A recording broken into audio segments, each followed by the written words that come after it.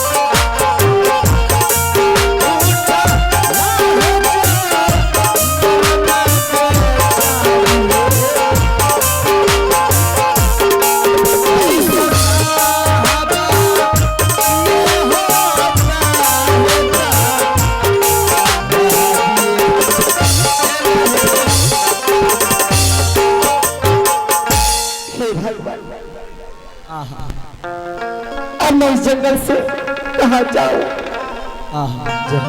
ठीक है, मैं इसी जंगल में किसी ना किसी तरह मैं इस बच्ची को जन्म देती हूँ। आ गया ना देखा हर हाथी है ये मरी।